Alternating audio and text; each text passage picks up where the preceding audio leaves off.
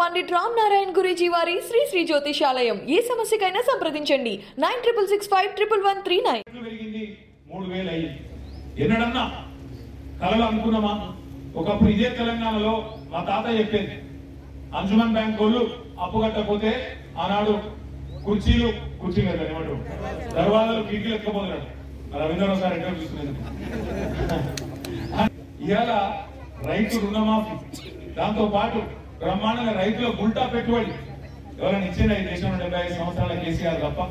కేసీఆర్ వచ్చేంత వరకు రైతుకు ఉల్టా ఎకరానికి పెట్టుబడి ఇచ్చి, ఫ్రీగా 24 గంటల కరెంట్ ఇచ్చి, కడుపు నిండా నీళ్లు ఇచ్చి, భూమి శిస్తు రద్దు చేసి, నీళ్లు ఎన్ని కావాలంటే అన్ని వాడుకోవాలన్న ముఖ్యమంత్రి కేసీఆర్ తప్ప ఈ దేశంలో రైతులకు లాభం చేసిన ముఖ్యమంత్రి ఎవరైనా ఉన్నారా?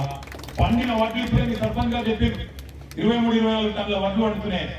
ఇదివరకు సిరిసిల్ల కొంతమంది అమ్ముకునే పరిస్థితి. ఇలా ఎక్కడికక్కడ కల్లాల కానీ కొనుగోలు కేంద్రాలు పెట్టి మరి బ్రహ్మాండంగా ఊరూరికి కొనుగోలు కేంద్రాలు పెట్టి కొంటున్న ముఖ్యమంత్రి కేసీఆర్ కాదా? రైతులు బాగుపడతలేరా?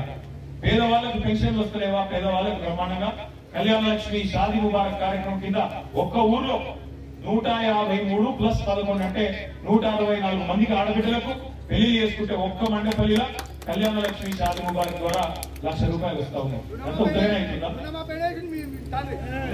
కేసీఆర్ కాదా? ₹1,00,000 రుణమాఫీ జరగలేదా? ఈ టర్మ్ లో కూడా 2018లో ఎలక్షన్ అయిన తర్వాత ₹1,00,000 రుణమాఫీ చేస్తామని చెప్పిన మాట వాస్తవం. 2 ఏళ్ళు కరోనా వచ్చింది, మర్చిపోదామా? 2 ఏళ్ళు కరోనా వస్తే కిల్లక్ రాలేదా అందరికి? రాష్ట్ర ప్రభుత్వానికి 1,00,000 కోట్ల ఆదాయం నష్టం కాలేదా? మరి అంత నష్టమైన ఒక్కొక్కరికి 50,000 వరకు రుణమాఫీ జరగలేదా? ఈ దేశ గొంతు చీల్చుకుడు, గొలిపెట్టుడు, అల్కటి మాటలు మస్తుగా మాట్లాడచ్చు. నోరు మనదే కదా, ఇక్కడ దాకా అర్థంగా మాట్లాడచ్చు. దేశంలో ఎక్కడైనా కేసీఆర్ గారు ఒక ఆయన వచ్చి తొలి పెట్టుకుంటా ఏదో కదా ఆయన ఒకడే పొడిచినట్టు ఏం చేసినట్టు, ఇదివరకు లేదో ఉదాహరణ చేసినట్టు కేసీఆర్ చెడగొట్టినట్టు ఒక ఆయన వచ్చి బొగ్గబెట్టాడు. నేను ఒకటే అడుగుతా ఉన్నా మిమ్మల్ని, ఒకటి ఆలోచించమని చెప్పి కూడా కోరుతా ఉన్నా. ఊళ్ళో 681 మందికి పెన్షన్లు వస్తాయి. రానోళ్ళు 10-15 మంది ఉంటారు, 20 మంది ఉంటారు. 681 మంది కాదు, 681 మందికి పెన్షన్లు ఇచ్చి 10 మంది మీద పగబడుతుంది ప్రభుత్వం. ఏదో కారణం ఉంటుంది, వాళ్ళు ఇంకా ఉద్యోగం ఉంటుంది, లేకపోతే టైంకి అప్లై చేసుకోలేదు, సర్టిఫికేట్ రాంగ్ పడుతుంది, ఏదో ఒక కథ ఉంటుంది. 681 మందికి ఇచ్చినోడట 10 మంది మీద పగబట్టినట్టు 10 మంది వచ్చి వదిలిపెడతా ఉంటారు. ఆ వచ్చిన వాళ్ళు ఎవరు కడుపు చల్లగలకుండా అట్లే కూర్చుంటారు తప్ప ఎవరు మాట్లాడరు. కళ్యాణ లక్ష్మి వచ్చిన వాళ్ళు మాట్లాడరు, సీఎంఆర్ వచ్చిన వాళ్ళు మాట్లాడరు, రానోడు కూడా వదిలిపెడతా ఉంటారు. చూసినోడు ఏమనుకోవాలి, ఇప్పుడు పేపర్ వాళ్ళు ఏం రాస్తారు, మండేపల్లిలో కేటీఆర్ కుక్కెదురు కూడా ఏమన్నా కూర్చున్న 500 మంది మంచి ఇద్దరు మంచిగా మాట్లాడతారు. ఒకడు కూర్చోలేకపోతే దాని పెద్ద వేద రాష్ట్ర మనిషి కుక్కగలిగితే వార్తగా, కుక్కలు మనిషి కలిగితే వార్త అని లొల్లిపోతా. నేను మిమ్మల్ని అందరికీ కోరేది, ఇప్పుడు నోటి మాటలతోని డైలాగులతోనే పనులు అయిపోతే మరి మాకంటే ముందు 67 ఏళ్ళు ఇంతకు ముందు వాళ్ళు అందరూ ఏం చేసి మరి మాకెందుకు మిగిలిపోయింది అని సమస్యలు. ఇదివరకు కరెంట్కి ఎంత కోసుకుంటుంటే మండపల్లి కేసీఆర్ రాకుండా ఎవరన్నా మండపల్లిలో పెద్ద మంది చచ్చిపోతే మనం కదా బతిలాడుకున్న శిశువులో ఫోన్ చేసి బావి కాడిపోతున్నాం, 20 నిమిషాలు కరెంట్ ఇరవై స్నానాలు చేయాలని బతిలాడుకోలే. ఉన్నది ఆ పరిస్థితి. కరెంటు బాగైంది, మంచిలు బాగైంది. ఎండాకాలంలో సర్పంచులు, ఎంపీటీసీ, ఎమ్మెల్యేలు, జెడ్పీటీసీ, ఎంపీలు ఊళ్ళలో పోవాలంటే భయపడి సద్దులు. ఎందుకు?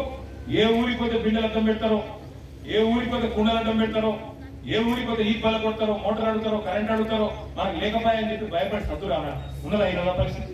నీళ్ళు వస్తున్న మాట వాస్తవం కాదా?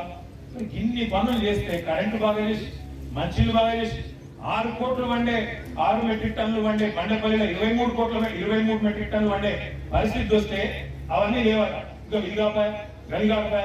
మరి మధ్య కరోనా వచ్చే 1,00,000 కోట్లు నష్టమే. అవన్నీ మర్చిపోదామా? అవన్నీ పక్కన పెడదామా? నష్టం కాలేదు. అందరికి కరోనా వస్తే అందరం ఇళ్లలో కూర్చుంటే రాష్ట్ర ప్రభుత్వానికి నష్టం కాదా?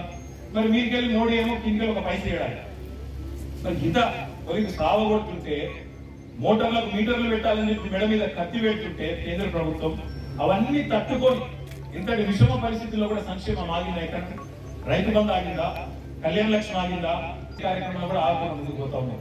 సరే, అభిప్రాయాలు ఒక ఊరు అన్నప్పుడు అక్కడ ఇక్కడ రకరకాలు ఉండొచ్చు, కానీ ఒకటి మాత్రం వాస్తవం, మాటలు చెప్పినంత అల్కగా, డైలాగులు పెట్టినంత అల్కగా పనులు కావు. దానికి పట్టుదల కావాలి, నాయకత్వానికి ప్రణాళిక కావాలి, మంచి సర్పంచ్ కావాలి, మంచి ఎంపీటీసీ కావాలి, మంచి నాయకులు కావాలి. ఉంటే పనులు అయితే. ఇప్పుడు చెట్లు పెట్టుకునేంత అల్కటి పని అయితే ఇదివరకు ఎందుకు పెట్టలేము? నీళ్ళు ఇచ్చినంత అల్కటి పని అయితే ఇదివరకు ఎందుకు కాలే నీళ్ళు ఇచ్చే పని? ప్రతి ఎండాకాలం బిందెలు, కుండలు అడ్డం పెట్టుకుని కొట్టడం పరిస్థితి ఎందుకుంటుండే? సబ్ స్టేషన్ల ముంగడ ధర్నాలు ఎందుకుంటుండే? ఇదివరకు ఎందుకు వడ్లు గింతగానం పండించే అవకాశం లేకుండే ఆలోచన చేయండి.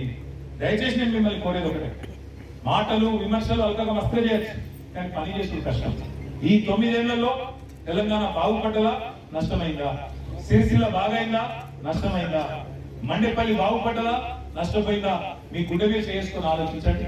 తప్పకుండా నాకైతే విశ్వాసం ఉంది, తెలంగాణలోని ప్రతి కులానికి, ప్రతి మతానికి, ప్రతి వర్గానికి కేసీఆర్ ప్రభుత్వం వచ్చినాక లాభమైంది. ముఖ్యంగా పేదలకు లాభమైంది.